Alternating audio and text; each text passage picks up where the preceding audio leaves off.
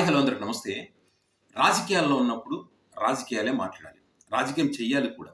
లేదు నేను రాజకీయాలు చెయ్యను, నేను ఇట్లాగే ఉంటాను, నేను మారనంటే ఖచ్చితంగా ఆ వ్యక్తి యొక్క రాజకీయ జీవితం, ఆ పార్టీ యొక్క మనుగడ ప్రశ్నార్థకంగా మారేటువంటి అవకాశం ఉంటుంది. ఇప్పుడు ఆంధ్రప్రదేశ్‌లో జగన్మోహన్ రెడ్డి గారి పరిస్థితి కూడా అదే రకంగా ఉంది.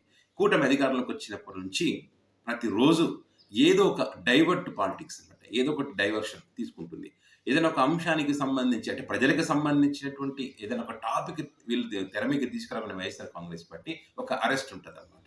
ఏదైనా ఈ ప్రజలు ఇట్లా మోసం చేస్తున్నారు గదా! దీని దీని సంగతి ఏంటంటే వైసీపీ పార్టీకి సంబంధించి మీరు మమ్మల్ని ప్రశ్నిస్తారని చెప్పి వాళ్ళ సోషల్ మీడియా యాక్టివిటీస్‌ని అరెస్ట్ చేయడం. ప్రతిరోజు ఏదో ఒక అరెస్టు వాళ్ళ అధికారంలోకి వచ్చినప్పటి నుంచి జరుగుతూనే ఉంది. ఇప్పుడు లిక్కర్ కేసుకు సంబంధించి కూడా అదే రకంగా వేరే అంటే 1 ఇయర్ పాలనకు సంబంధించి చర్చ జరుగుతుంది ఏమనుకున్నటువంటి క్రమంలో మీ అందరికీ తెలుసు. జగన్మోహన్ రెడ్డి గారికి సంబంధించి వాళ్ళు గత 20 రోజులుగా లిక్కర్ అని ఈ అంశానికి సంబంధించిన లిక్కర్ కేసు అని చెప్తా ఉన్నారు. మరి ఎంత జరిగింది? ఏంది? ఆధారాలు ఉన్నాయా? లేవంటే వాటి గురించి ఎక్కడా చెప్పరు. జరిగింది. ఇట్లా వాళ్ళు ప్రతి నెల డైవర్షన్. రాష్ట్రంలో ఏం జరిగినా దాని గురించి చర్చ జరగకుండా డైవర్షన్ చేస్తా ఉన్నారు. సో మరి వాళ్ళు డైవర్ట్ పాలిటిక్స్ చేసినప్పుడు ముల్లును ముల్లుతోనే తీయాలి కదా! అంటే జగన్మోహన్ రెడ్డి గారు ఏమంటారు? విలువలు, విశ్వసనీయత, మాట తప్పకపోవడం, నిజాయితీగా ఉంటానని చెప్పి జగన్మోహన్ రెడ్డి గారు తరచుగా చెప్తా ఉంటారు. మీకు పని చేసిందా? విలువలు, విశ్వసనీయత, నిజాయితీ ఇవన్నీ ఏమైనా మీకు పని చేసాయా? ఇప్పుడు మీరు ఇది చెప్తా ఉన్నారు. కూటమి పార్టీ ఏం చెప్తా ఉంది? విలువలు లేవు, విశ్వసనీయత లేదు, అబద్ధాల కోరు, అవినీతిపరుడు అని చెప్పి వాళ్ళైతే పబ్లిసిటీ చేస్తా ఉన్నారు గట్టిగానే. మరి వాళ్ళ మాటలు నమ్మారా? మీ మాటలు నమ్మారా? మొన్నటి ఎన్నికల్లో ఎవరి మాటలు నమ్మారు? మొన్నటి ఎన్నికల ఫలితాలు పెద్ద ఎగ్జాంపుల్ కదా! వాళ్ళు చెప్పిందే విన్నారు. అంటే ప్రజలు ఆశాజీవులు. మీకన్నా పక్కనోడు ఇంకో రూపాయి ఎక్కువ ఇస్తా అంటే ఖచ్చితంగా వాళ్ళ వైపు మొగ్గు చూపుతారు. అదే జరిగింది. మరి పోనీ అధికారంలోకి వచ్చిన తర్వాత ఏమన్నా ఇప్పుడు మీరిచ్చిన దానికన్నా ఏమైనా ఇస్తున్నారంటే ఎక్కువ ఇస్తున్నారంటే ఎక్కువ సంగతి దేవుడు ఎరుగు. మీరిచ్చింది కూడా ఇవ్వలేని పరిస్థితిలో ఉన్నారు వాళ్ళు. అంటే నమ్మారు. ప్రజలు వాళ్ళని నమ్మారు. అధికారంలోకి వచ్చారు. మోసం చేసి అధికారంలోకి వచ్చిన మాట వాస్తవం. 1 ఇయర్ అవుతుంది. ఇప్పటివరకు ఏం చేయలేదు కదా! మరి ముందు చేస్తారో లేదో మనకైతే తెలియదు. ఇప్పటివరకైతే చేయలేదు. 1 ఇయర్ కాలంలో వాళ్ళు చేసింది ఏమీ లేదు. ప్రజలకు ఇచ్చినటువంటి హామీలకు సంబంధించి. వాళ్ళేదో పరిశ్రమలు, అమరావతి ఇంకా రకరకాలుగా ప్రాజెక్టులు ఏదైతే చెప్తున్నప్పటికీ అవి ఎప్పుడు పూర్తవుతాయో కూడా తెలియనటువంటి పరిస్థితి. సో, ఆ రకంగా వాళ్ళు ప్రజలను నమ్మించి అధికారంలోకి వచ్చారు. మరి మీరు అధికారంలోకి రావాలనుకున్నప్పుడు గతంలో 2014లో రుణమాఫీ అన్నారు. అప్పుడు నేను చేయను. మాట మీద నిలబడతా అన్నారు. 2019లో ఇచ్చిన మాట ప్రకారం అన్ని 99, 98% అమలు చేశాం. మళ్ళీ అధికారంలోకి వచ్చారా? దారుణాతిదారుణమైనటువంటి ఓటమి. అంటే మన రాజకీయాల్లో ఉన్నప్పుడు కొన్ని సార్లు తప్పదు. మాట్లాడాలి. రాజకీయం మాట్లాడాలి. చేయకపోతే పార్టీ మనుగడే నాశనం ఖచ్చితంగా అవుతుంది. సో, అది దృష్టిలో పెట్టుకోవాలి. సో, ఇప్పుడు అది జగన్మోహన్ రెడ్డి గారు గ్రహించినట్టుగా ఉన్నారు. అంటే ఇప్పుడు పొలిటికల్ సర్కిల్‌లో జరుగుతున్న చర్చ ఏంటంటే వైఎస్ఆర్ కాంగ్రెస్ పార్టీ ఏదైతే ప్రజలకు మేలు చేయాలి, ఇంకా పేదోడిని ఉన్నతమైన శిఖరాలకు తీసుకువెళ్ళాలని ఏదైతే ఆలోచన చేస్తా ఉన్నారో, మేము ధర్మం వైపు నిలబడతామని.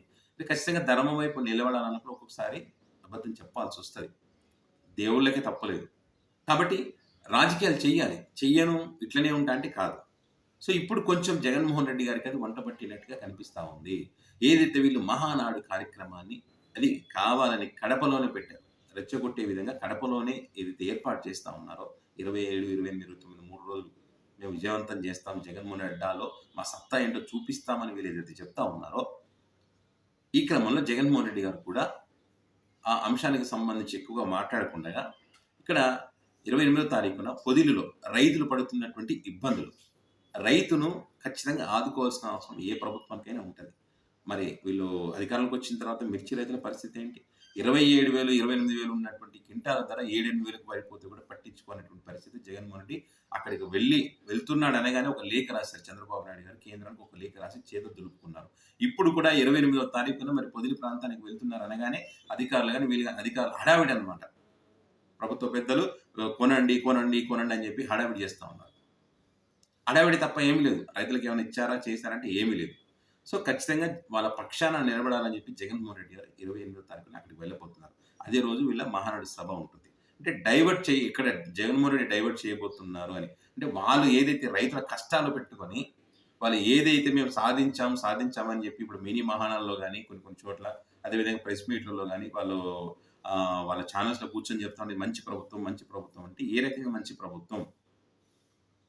మీరు ప్రజలకు వెన్నుపోటు పొడిచి పార్టీని తీసుకొని మహానాడు చెప్పుకుంటున్నారు. అదే రకంగా ప్రజలను కూడా వెన్నుపోటు పొడిచారనేటువంటి అంశాలు జగన్మోహన్ రెడ్డి గారు చెప్పేటువంటి ప్రయత్నం చేస్తా ఉన్నారు. పొదిలిలో చూడండి, నిజంగా వాళ్ళు వర్షాలపైన ఆధారపడి పంటలు పండించుకునేటువంటి పరిస్థితి. మరి సరైనటువంటి దిగుబడి వచ్చేటువంటి అవకాశం లేదక్కడ. మరి అలాంటి రైతులను అన్ని రకాలు ఆదుకోవాలి. మీరు ఇస్తానన్నటువంటి అన్నదాత సుఖీభావం ఇంతవరకు ఇవ్వలేదు. ఇస్తారో కూడా తెలియదు. ఏప్రిల్, మే నెలలో ఇస్తామని చెప్పారు. అతి లేదు, గతి లేదు.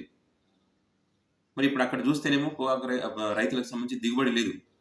అంటే ఇప్పుడు ఉన్నటువంటి లెక్కల ప్రకారం చూస్తే 5.8 లక్షల బీజాలు పంట తీసుకొస్తే దిగుబడి వస్తే, ఆ పంట పండించి అక్కడికి తీసుకెళ్తే దాంట్లో 1,00,000కు పైగా మాత్రం సర్టిఫైడ్ అవుతా ఉందంట. దీని అందరికీ కారణం ఏంటంటే సరైనటువంటి ఎరువులు లేకపోవడం, సరైనటువంటి విత్తనాలు లేకపోవడం, దిగుబడి సరిగా లేకపోవడం. పైగా వీళ్ళ ఖర్చులు ఎకరాకు బీజాలకు 6,400 నుంచి 10,000 రూపాయలు అవుతుందని చెప్పి రైతులు చెప్తా ఉన్నారు. అంటే పెరుగుతా ఉంది, ఖర్చులు పెరుగుతా ఉన్నాయి, దిగుబడి తక్కువ వస్తూ ఉంది. ఇలా కూలీల రేట్లు, ఎరువుల రేట్లు విపరీతంగా పెరిగిపోయినటువంటి పరిస్థితి. మరి అలాంటి రైతులను అన్ని రకాలు ఆదుకోవాలి. వాళ్ళకి ఇన్పుట్ సబ్సిడీస్ కానీ, వాళ్ళకి ఇన్సూరెన్స్లు కానీ, ఆర్థికంగా వాళ్ళకి అండగా నిలబడే విధంగా మరి వాళ్ళ పథకాలు ఇవ్వడం కానీ, ఇవన్నీ అన్ని రకాలుగా చేయాల్సిన బాధ్యత ప్రభుత్వాల పైన ఉంటుంది. మరి అవి ఏవి చేయకుండా ఇది మాది మంచి ప్రభుత్వం అని చెప్పి మహానాడులో దంచి కొడతా ఉంటే ఎట్లా? సో ఇదే టాపిక్, ఇదే అంశాలు రాష్ట్రంలో జరుగుతున్నటువంటి అన్ని అంశాలకు సంబంధించి జగన్మోహన్ రెడ్డి గారు ఇట్లా మొన్న ప్రెస్ మీట్ పెట్టి 1 ఇయర్ పాలనకు సంబంధించి మాట్లాడతా, అటువైపు నుంచి సౌండ్ లేదు. సో ఇప్పుడు కూడా అదే విధంగా ఆ ప్రాంతానికి వెళ్ళి పొదిలి ప్రాంతంలో రైతుల యొక్క కష్టాలు తెలుసుకొని వాళ్ళకి మద్దతు తెలిపి ఆ అంశాన్ని ప్రపంచానికి చాటి చెప్పే విధంగా వీళ్ళు ఏదైతే హడావిడి చేస్తా ఉన్నారో, హంగామా చేస్తా ఉన్నారో, పండుగలు జరుపుకుంటారు రాష్ట్రంలో ప్రజలను వీళ్ళు ఏదైతే చెప్తున్నారో అది అబద్ధం, ఇది అసలైన నిజం అని చెప్పేటువంటి ప్రయత్నం డైరెక్ట్గా జగన్మోహన్ రెడ్డి గారికి వీలు చేసేటువంటి ప్రయత్నం చేస్తూ ఉన్నారు. సో కొంచెం జగన్మోహన్ రెడ్డి గారు ఏదైతే తన అభిమానులు కోరుకున్నారో ఇన్ని రోజులుగా, జగన్మోహన్ రెడ్డి గారు కూడా రాజకీయం చేయాలి తప్పదు అని ఏదైతే కోరుకున్నారో వాళ్ళ కోరిక ప్రకారం జగన్మోహన్ రెడ్డి గారు కొంత డైవర్ట్ పాలిటిక్స్, వాళ్ళు ఏదైతే కార్యక్రమం తలపెట్టారో ఇప్పుడు ఆల్రెడీ జగన్ గారి మీద అదే టాక్ ఉంది. ఇంతకుముందు వరకు కూడా జగన్మోహన్ రెడ్డి ప్రభుత్వాన్ని సరిగా పని చేయనివ్వడం లేదు, మేము చేయాలని అడ్డుపడుతున్నాడు అని చెప్పి వీళ్ళు ఆల్రెడీ జగన్ గారికి సంబంధించి మాట్లాడుతూ ఉంటారు. సో అలాంటప్పుడు సైలెంట్గా ఉండడం ఎందుకు? ప్రజలకు మంచి జరగడం కోసం వాళ్ళు చెప్పిందే చేయండి, ప్రజల మంచి కోసం. తప్పదు, ముళ్ళుతోనే తీయాలని పెద్దలు అంటారు కదా, ఆ రకంగా వాళ్ళు డైవర్ట్ పాలిటిక్స్ చేస్తే మీరు కూడా డైవర్ట్ పాలిటిక్స్ చేయండి. చేస్తే తప్ప మీ పార్టీ మనుగడ సాధ్యం కాదు. అదేవిధంగా ప్రజల తరఫున పోరాడడానికి అవకాశం ఉండదు. మీరు ఎందుకంటే పార్టీ లేకపోతే, ప్రశ్నించే పార్టీ లేకపోతే ప్రజల పరిస్థితి ఏంటి? ప్రజల గురించి ఎవరు అడుగుతారు? సో ప్రజల కోసమైనా మారాల్సినటువంటి అవసరం ఉంది. జగన్ గారు మారారనేటువంటి టాక్ ఇప్పుడు గట్టిగా, జగన్మోహన్ రెడ్డి కూడా రాజకీయం వంట పట్టించుకున్నారు. చంద్రబాబు నాయుడు గారు ఏ రకంగా అయితే రాజకీయాలు చేస్తూ ఉన్నారు, అంతకుమించి చేయాల్సినటువంటి అవసరం ఉంది. చేస్తేనే నిలబడగలుగుతారనే ఒక చర్చ గట్టిగా జరుగుతుంది. జగన్మోహన్ రెడ్డి గారు ఆ దిశగా అడుగులు వేస్తా ఉన్నారని చెప్పి మరి ఇదైతే రైతులకు మద్దతు తెలిపి వాళ్ళ తరఫున పోరాటం చేస్తూ మరి వీళ్ళు మహానాడు నిర్వహిస్తున్నటువంటి రోజునే మరి ఆ రైతుల యొక్క కష్టాలను చాటి చెప్పేటువంటి ప్రయత్నం అయితే జరుగుతూ ఉంది. చూద్దాం రానున్న రోజుల్లో ఇంకా ఏ రకంగా జగన్మోహన్ రెడ్డి గారు మరి ముందుకెళ్తారో, రాజకీయంగా ఇంకా ఎదగాల్సినటువంటి అవసరం ఉందని ఒక చర్చ జరుగుతూ ఉంది. కాబట్టి ఏ రకంగా ఉంటుంది ఆయన నిర్ణయాలు అంటే భవిష్యత్తు తెలుసు.